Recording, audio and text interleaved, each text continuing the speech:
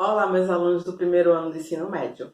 Hoje, a nossa aula de filosofia vai ser, continuando essa questão de alguns períodos da filosofia. Então, a gente viu na aula passada a questão da filosofia helenística, todo aquele período que a gente teve a presença de Alexandre o Grande, da Macedônia, todo o desenvolvimento científico e pensamento de algumas escolas e linhas de pensamento. Hoje, a gente vai dar uma caminhada um pouco maior em relação a esses períodos da filosofia nesse processo histórico. A gente hoje vai ver a questão da filosofia patrística, do século I ao século VII. Ela pega esse período da Idade Média, que a gente tem o Império Romano, porque na próxima aula a gente vai ver a questão da filosofia escolástica. Então a gente vai pegar esse período ainda a gente tem a presença do Império Romano e depois a queda do Império Romano. A gente sabe que isso tem um impacto muito grande no pensamento humano. Então, quando a gente fala da Idade Média, a gente sempre faz referência à Idade das Trevas, ou medievo, ao período dos feudos, dos senhores feudais, numa sociedade, vamos dizer assim, de nobrezas, uma sociedade controlada pela Igreja Católica. Então, chegando nesse ponto da questão da Igreja Católica, quando a gente fala da questão da Idade Média, a gente fala da Igreja Católica, a gente fala de alguns questionamentos da questão da fé presentes e a razão. Essa razão vai vir da fé, certo?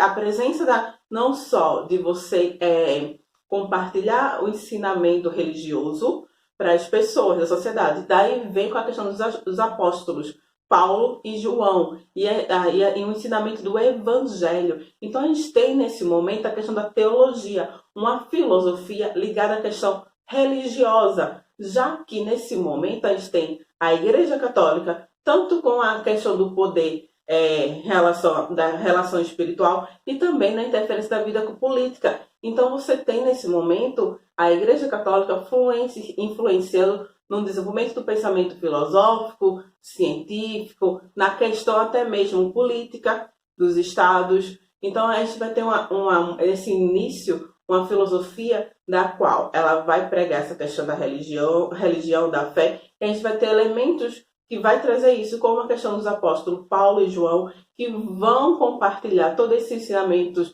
não só que Jesus teve, a questão de Deus, da fé e da questão espiritual. E isso vai ser não só ensinado para a sociedade, para as pessoas, que a questão de evangelizar os fiéis, as pessoas nesse momento. E daí a gente vai trazer alguns elementos dessa filosofia patrística. A gente tem a divisão na grega, que vai estar sendo em Bizâncio, e a latina em Roma. Lembra?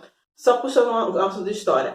O Império Romano é dividido em Império Romano do Oriente e do Ocidente, certo? Então, não só pela extensão territorial que todo o Império Romano teve, e a mesma coisa vai acontecer com essa filosofia. Então, a gente vai ter uma filosofia muito ligada à questão da fé, da teologia e seus pensamentos filosóficos também, tanto no ensinamento para as pessoas, desse momento, dessa vida espiritual ligada a Deus. Daí a gente vai ter alguns outros filósofos que vão surgir, mas como destaque a gente tem Santo Agostinho. Santo Agostinho, a gente destaca na questão que ele vai usar as ideias de Platão para compor seu pensamento filosófico. Aquela coisa, ele vai ler os escritos de Platão e com isso vai influenciar, porque nesse momento o conhecimento vinha muito dos mosteiros. A gente tem uma elite, uma nobreza que ela é muito ignorante. Ela não sabe muito bem que a igreja está controlando eles. Então, essa elite daquela época, ela é muito ignorante. Todo o conhecimento que eles tinham, que era desenvolvido filosófico, vinha desses mosteiros, onde eles tinham acesso a esses livros, onde eles copiavam livro a livro à mão. Daí vem a questão dos monges copistas. Então, essas pessoas, não só ligadas à fé, à religião, elas vão também começar a desenvolver esse pensamento filosófico nos mosteiros.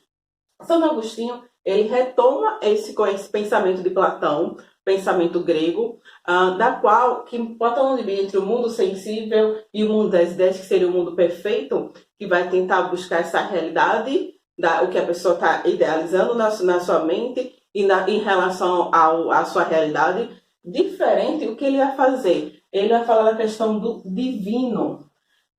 Santo Agostinho ele fala muito que para você a verdade ela é dada por Deus. Então você tem que buscar esse caminho de luz, esse caminho de iluminação, que é a questão da vida religiosa, você viver na fé. E através de você viver na fé, você vai não só vai encontrar essa verdade, e essa verdade é vinda de Deus, certo? Deus dá esse conhecimento e essa verdade para o homem que segue aquele caminho do divino, aquele caminho religioso. Daí ele vai ter, eu destaco aqui para vocês, dois livros de Santo Agostinho. A questão, Confissões. Nesse livro, Confissões, é uma autobiografia. Ele conta não só a história da sua vida, e como ele, desde o seu nascimento, da questão da sua mãe, e como foi a vida dele, até ele se converter para a religião, porque ele já vem se converter já na fase adulta, se converter na religião e nessa vida que ele vai ter na fé, voltada para a fé.